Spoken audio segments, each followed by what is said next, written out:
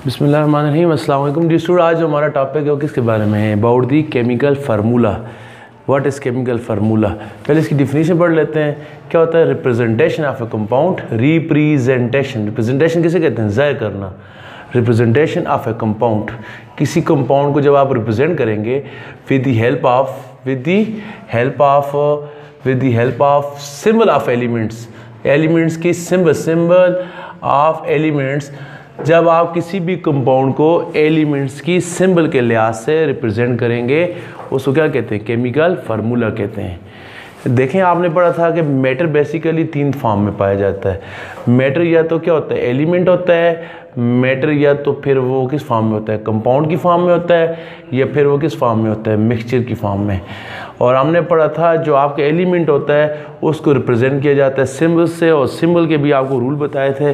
बाज़ एलिमेंट की जो सिंबल होती है नाम का पहला वर्ड होती है, बाज़ की सिंबल नाम का पहले के साथ क्या होता है? दूसरा वर्ड भी होता है।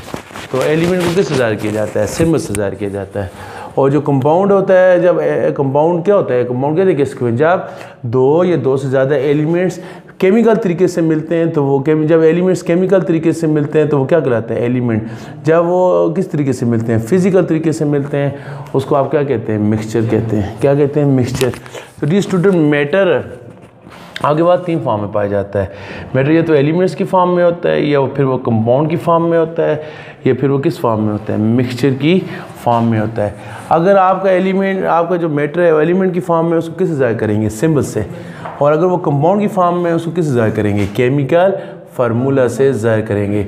तो ज़ाहिर आपका जो कंपाउंड है किससे मिलकर बना होता है? एलिमेंट से मिलकर बना होता है। तो केमिकल फार्मूला फिर किससे बना होता है? सिंबल पर मुश्तमिल होता है। जब आपके कंपाउंड देखा जाता है कि आपका कंपाउंड किन किन एलिमेंट से मिलकर बना है और एलिमेंट से कितने कितने एटम है, जब आप उनकी लिखते हैं कौन कौन से एटम और कितने कितने एटम है, वो ऑटोमेटिकली क्या बन जाता है? फार्मूला बन जाता है। तो फार्मूला किसको होता है? कंपाउंड्स को होता है। मिक्सचर को ना सिंबल से ज़ाहिर करते हैं ना फार्मूले से ज़ाहिर करते हैं।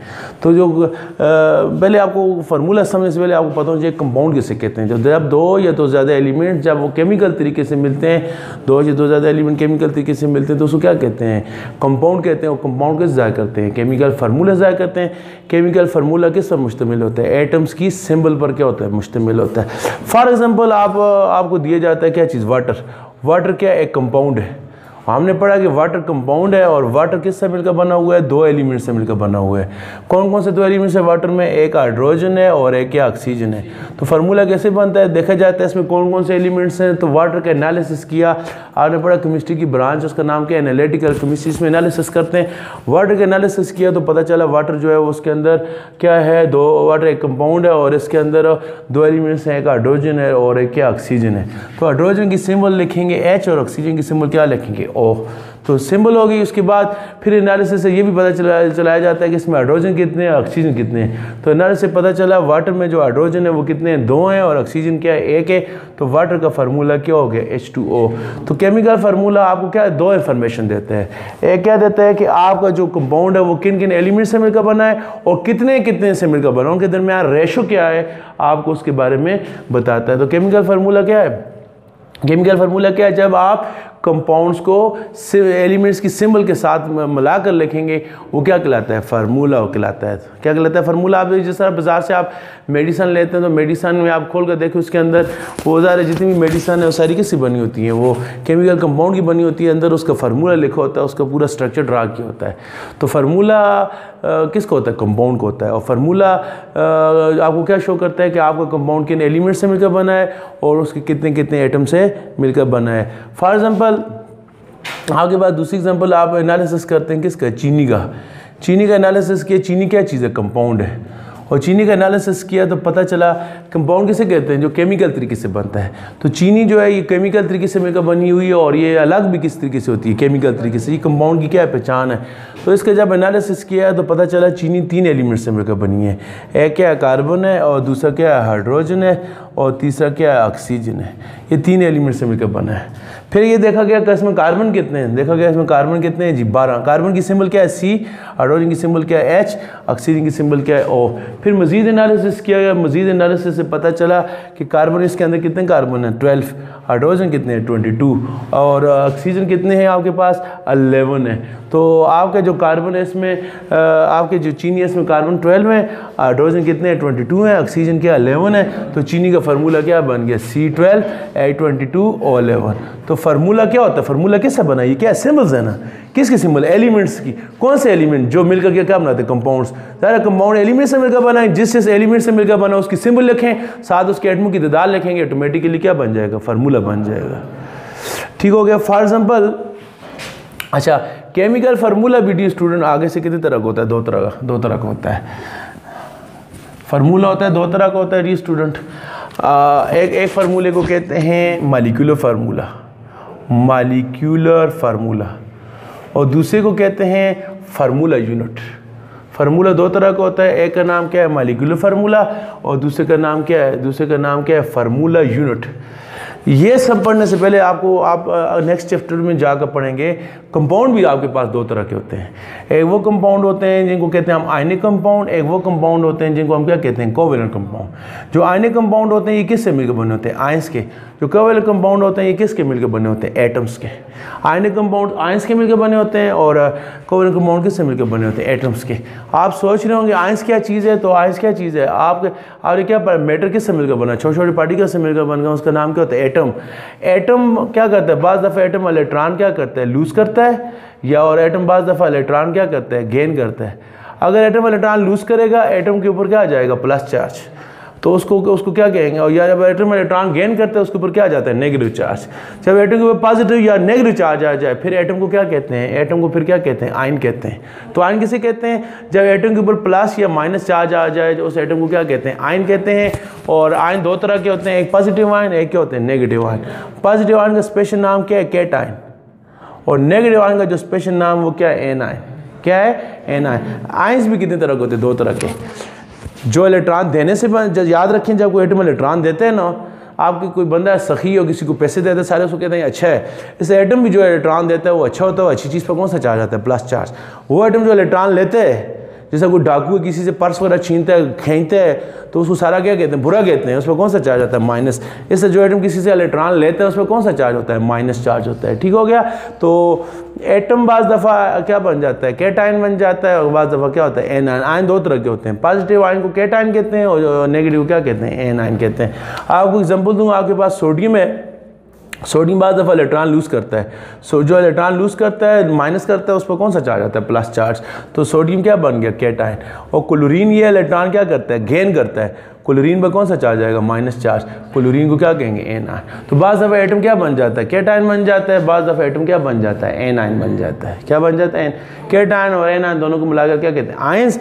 और आयंस, और अगर आयंस जो होता है ऐसे को कंपाउंड जिसमें आयंस हो, ऐसे कंपाउंड को क्या कहते हैं, आयनिक कंपाउंड। क्या कहते हैं, जैसे अभी ये आपके पास नमक है, नमक का फार्मूला क्या होता है, NaCl। इसमें सोडियम पर कौन सा चार्ज है, प्लस है, क्लोरीन पर कौन सा चार्ज है, माइनस। तो नमक का खाने का जो नमक है इसका फार्मूला NaCl है। तो नमक कौन सा कंपाउंड हो गया, आयनिक कंपाउंड। क्यों आयनिक कंपाउंड, क्योंकि नमक किस पर मुश्तमिल होता है, आयंस पर मुश्तमिल है। तो ऐसा कंपाउंड जो आयंस पर मुश्तमिल है उसको क्या कहते हैं, आयनिक कंपाउंड कहते हैं। और कोवैलेंट कंपाउंड वो कंपाउंड होता है जो किस पर मुश्तमिल होता है, एटम्स पर मुश्तमिल होता है। किस पर मुश्तमिल होता है, एटम्स पर। वो कंपाउंड जो एटम पर मुश्तमिल होता है उसको क्या कहते हैं, कोवैलेंट कंपाउंड।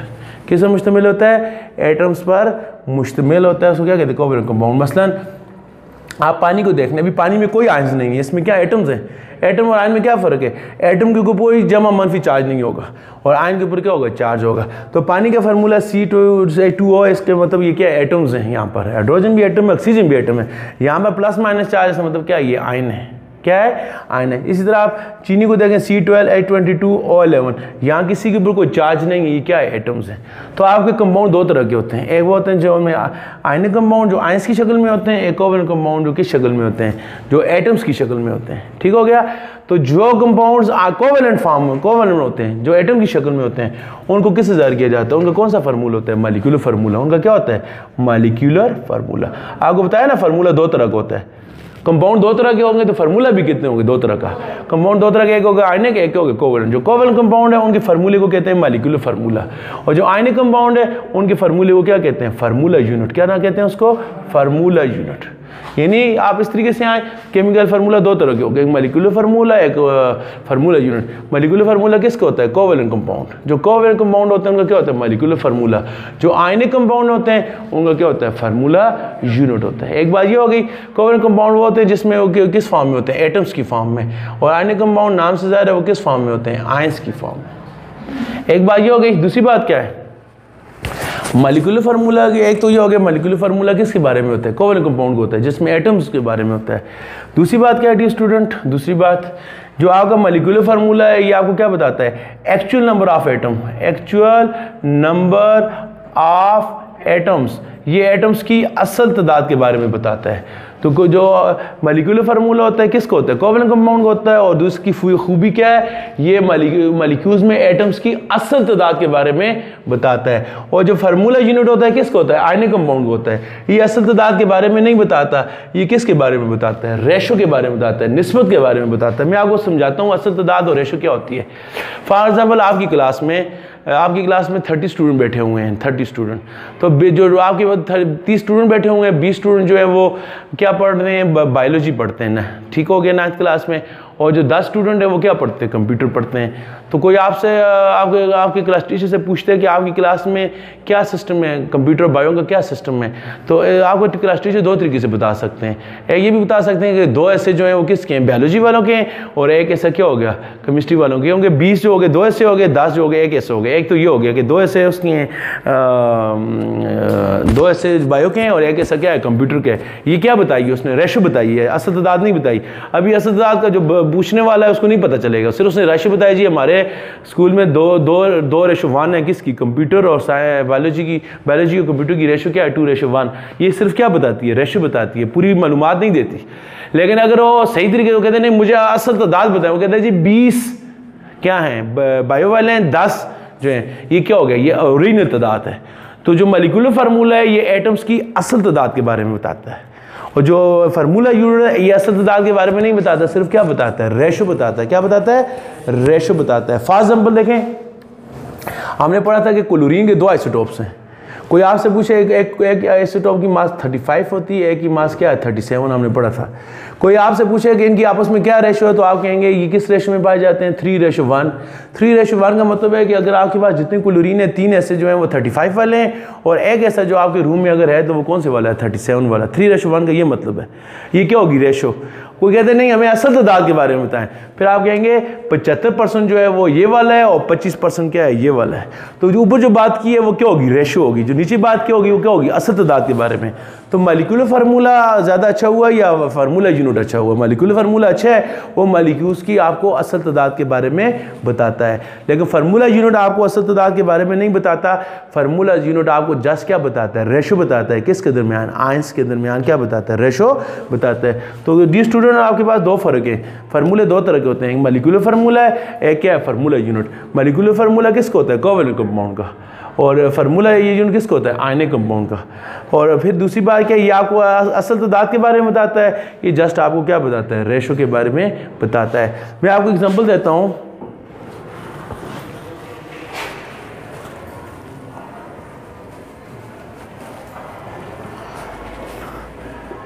क्या लिखा है? एक तरफ आपके पास क्या है? मॉलिक्यूलर फार्मूला और दूसरी मॉलिक्यूलर फार्मूला। दूसरी तरफ आपके पास क्या है? Formula unit. कितनी चीज़ें होंगी? 2 चीज़ें। ये आपको क्या बताता है? ये किसके बारे में? ये सिर्फ किसके बारे में होता है? ये होता है सिर्फ कोवेलेंट कंपाउंड के बारे में। ये किसके बारे में होता है? ये होता है आयनिक कंपाउंड के बारे में। कोवेलेंट कंपाउंड वो होते हैं जो एटम्स की शक्ल में पाए जाएं, और आयनिक कंपाउंड वो होते हैं जो किस फॉर्म में हो? आयंस की फॉर्म में। और एक और बात भी है, आप चौथे चैप्टर में जाकर पढ़ेंगे। कोवेलेंट जो कंपाउंड है किससे मिलकर बना? कंपाउंड किससे मिलकर बना? एटम से। इसमें क्या होता है? ये एटम क्या करते हैं? एक एटम इलेक्ट्रॉन क्या, इसमें इलेक्ट्रॉन क्या होते हैं? शेयर करते हैं। एटम इलेक्ट्रॉन एक दूसरे को शेयर करके क्या बनाते हैं? कोवेलेंट कंपाउंड बनाते हैं। और आयनिक कंपाउंड किससे बनता है? एक एटम इलेक्ट्रॉन क्या करता है? लूज करता है, और दूसरा एटम इलेक्ट्रॉन क्या करता है? गेन करता है। तो कोवेलेंट कंपाउंड और आयनिक कंपाउंड में क्या फ़र्क है? 2 फर्क है। कौन से? आप चौथे चैप्टर में डिटेल से पढ़ेंगे। कोवेलेंट कंपाउंड एक बात क्या है? एटम से मिलकर बना होता है। जो आयनिक कंपाउंड है किससे मिलकर बना होता है? ये मिलकर बना होता है आयन से। दूसरी बात जो कोवेलेंट कंपाउंड है ये इसमें इलेक्ट्रॉन की शेयरिंग होती है। इलेक्ट्रॉन एटम आपस में शेयर करते हैं। शेयर करके क्या बनाते हैं, कंपाउंड बनाते हैं। ज़ाहिर है आपका कंपाउंड किससे मिलकर बना है, एटम से मिलकर बना है, तो इसमें एटम कैसे मिलेंगे, इलेक्ट्रॉन शेयर करेंगे, और इसमें एटम इलेक्ट्रॉन क्या करेंगे, एक लूज करेगा, दूसरा क्या करेगा, गेन करेगा। लूज और गेन से क्या बनेगा, आयनिक बॉन्ड करेंगे। इसको किससे ज़ाहिर करते हैं, फार्मूला यूनिट से। इसको किस मॉलिक्यूलर फार्मूला से, इसको किससे ज़ाहिर करते हैं, फार्मूला यूनिट से क्या करते हैं, ज़ाहिर करते हैं। ठीक हो गया। दूसरी बात क्या बताइए, ये मॉलिक्यूलर फार्मूला है आपको क्या बताता है, एक्चुअल तादाद के बारे में बताता, असल तादाद। आप समझ गए होंगे, मैंने जो 2 एग्जांपल दिए हैं आपकी क्लास में, बायो कंप्यूटर की असल तादाद, या दूसरी मैंने कौन सी बात बताई थी कि जो क्लोरीन की जो परसेंटेज है वो कितने परसेंट एक हो गई असल चीज़। ये पूरी मालूमात देता है, एक्चुअल नंबर के बारे में बताता है। ये एक्चुअल नहीं, सिर्फ रेशो बताता है, उनमें रेशो क्या है, उनका आपस में ताल्लुक क्या है, कितने निस्बत है। आपको एग्जाम्पल दूँ, देखें आपके पास जो है वाटर है, वाटर क्या है, कोवलेंट कंपाउंड है। तो कोवलेंट कंपाउंड का क्या होता है, फार्मूला, वाटर का फार्मूला क्या है, H2O। इसका मतलब यह है कि वाटर के एक मॉलिक्यूल्स के अंदर 2 हाइड्रोजन होते हैं और एक क्या होता है, ऑक्सीजन। ये रेशो नहीं बताता, असल तादाद बताता है कि वाटर के एक मॉलिक्यूल में कितने हाइड्रोजन होते हैं, 2 हाइड्रोजन होते हैं और एक क्या होते हैं, ऑक्सीजन होते हैं। इस तरह चीनी का फार्मूला क्या है, शुगर का फार्मूला क्या है, C12H22O11। ये आपको असल तादाद बताता है कि चीनी के अंदर जो चीनी का एक मॉलिक्यूल होता है उसमें कितने एटम होते हैं, 12 और 22 44 34 और 11 कितने हो गए, 45। चीनी के एक मॉलिक्यूल्स में कितने एटम होते हैं, 45 एटम होते हैं। आपको क्या बताता है, असल तादाद के बारे में बताता है। ठीक हो गया। इसके अलावा आप कोई और देख लें, आपका जो ग्लूकोज का फार्मूला क्या है, C6H12O6। ये कौन सा फार्मूला है, ये मॉलिक्यूलर फार्मूला है। क्यों, ये असल तादाद के बारे में बताता है, ये रेशो के बारे में नहीं बताता। अब इस तरफ आए, आपका जो खाने का नमक है ना, खाने का नमक, उसके अंदर 2 चीज़ें होती हैं। जो आप खाने नमक खाते हैं उसके अंदर 2 चीज़ें होती हैं। कौन कौन सी, एक जो चीज़ है उसके अंदर होती है सोडियम। कितनी चीज़ें होती हैं, 2 होती हैं। एक आपके खाने के अंदर एक सोडियम होती है, एक क्या होती है, क्लोरीन। अभी हमें नहीं पता कि नमक में कितने सोडियम है, हमें ये भी नहीं पता कि नमक में कितने क्लोरीन है, हमें असल तादाद नहीं पता। ये पता है कि नमक के अंदर 2 चीज़ें होती हैं, एक सोडियम, इस पर कौन सा चार्ज है, प्लस चार्ज है, और क्लोरीन इस पर कौन सा चार्ज है, ये हमें पता है। हमें असल तादाद नहीं पता। नमक का आप एक ज़रा लें, उसके अंदर हमें नहीं पता। पानी का हमें पता है कि पानी के 2 हाइड्रोजन है, एक ऑक्सीजन है। चीनी का हमें पता है, चीनी के एक मॉलिक्यूल में 12 हाइड्रोजन है, 12 कार्बन है, 22 हाइड्रोजन है और 11 ऑक्सीजन है। लेकिन ये जो आपके पास केमिकल है इसका नाम क्या है, नमक। नमक के अंदर हमें नहीं पता कि नमक के अंदर सोडियम कितने हैं और नमक के अंदर क्लोरीन कितने हैं। यहाँ असल तादाद का पता है लेकिन यहाँ पर नहीं पता। फिर क्या करेंगे आप, जहाँ पर नहीं पता, सिर्फ हमें रेशो को, ये हमें ज़रूर पता है कि नमक के अंदर जितने सोडियम है इतने क्या है, क्लोरीन है। इसलिए नमक का जो फार्मूला हम क्या लिखते हैं, NaCl। तो NaCl असल तादाद के बारे में नहीं बताता। ये NaCl का ये मतलब नहीं है नमक में एक सोडियम एक क्लोरीन, नहीं। इसका मतलब यह है कि NaCl का मतलब है अगर नमक के एक मॉलिक्यूल में 1000 सोडियम है तो क्लोरीन भी कितने होंगे, 1000 होंगे। अगर क्लोरीन 5000 है तो सोडियम भी कितने होंगे, 5000। ये फार्मूला हमें सिर्फ क्या बताता है, रेशो बताता है, 1:1। सोडियम क्लोराइड में, खाने के नमक में सोडियम और क्लोरीन के दरमियान कौन सी रेशो है, 1:1 है।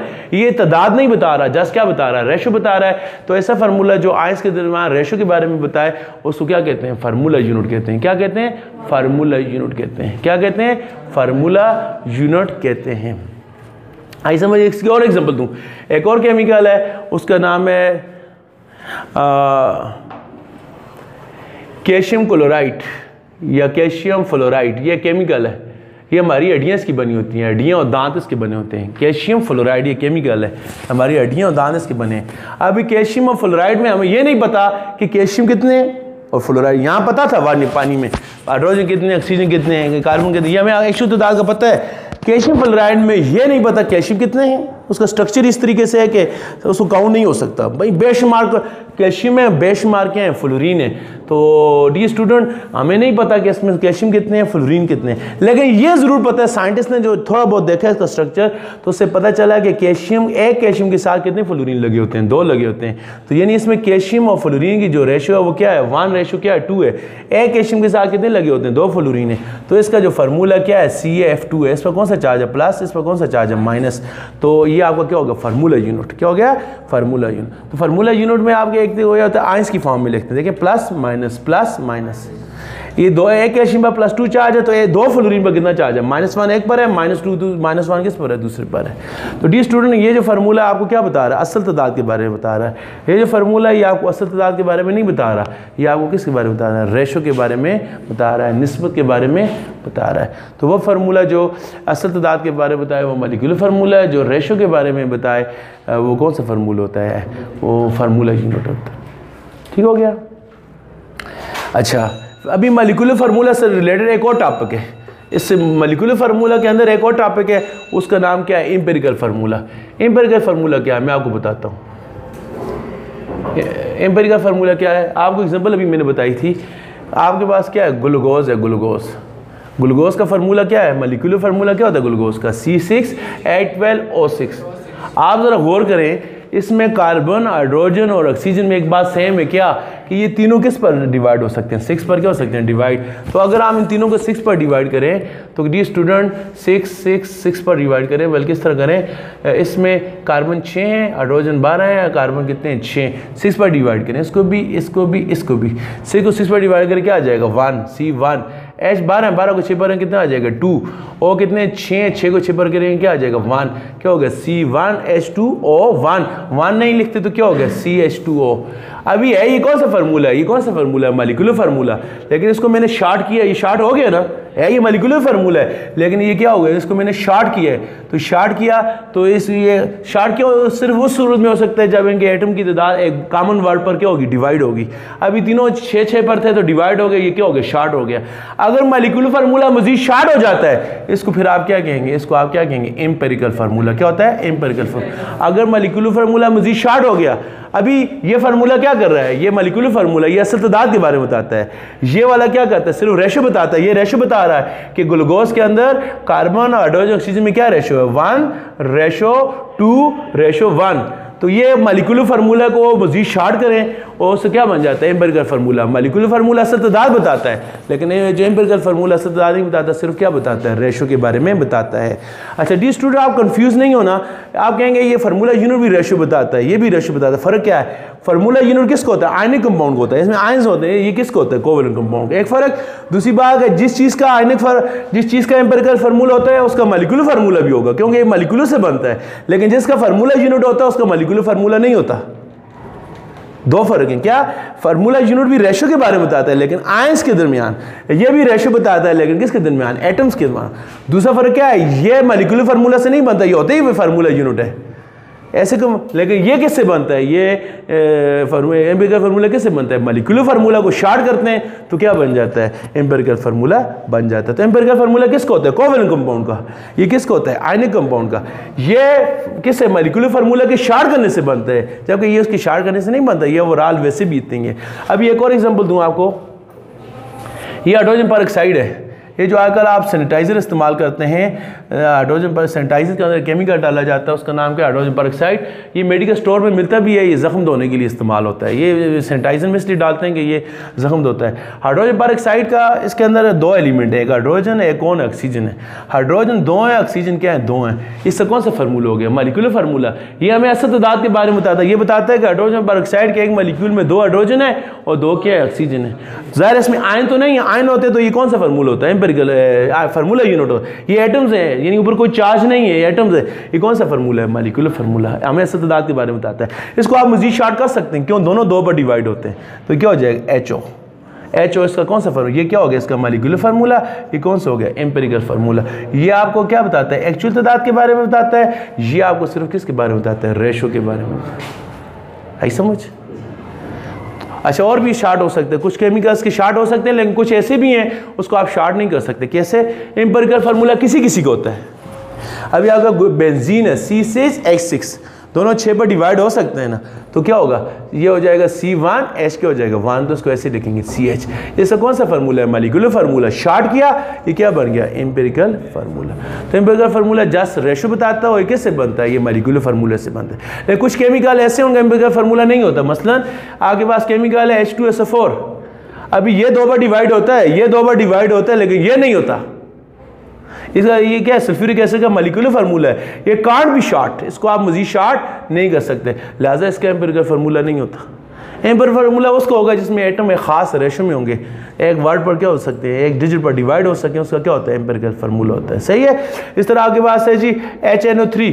अभी ये भी मजीद शार्ट नहीं हो सकता, ये एक है, ये एक है, ये क्या है, 3 है, इसको हम मजीद शार्ट नहीं कर सकते। ये क्या है, मॉलिक्यूलर फार्मूला है, इसका एम्पिरिकल फार्मूला नहीं हो सकता। एम्पिरिकल फार्मूला उसका होगा जो एक जैसे डिजिट पर क्यों डिवाइड हो, यहाँ 6 था, यहाँ 12 था, यहाँ 6 था, डिवाइड हो गया, यहाँ दोनों 2 थे, डिवाइड हो गए, यहाँ दोनों 6 थे, डिवाइड हो गया, लेकिन यहाँ 1 2 1 1 है, अभी ये 4 है, ऐसे नहीं होता।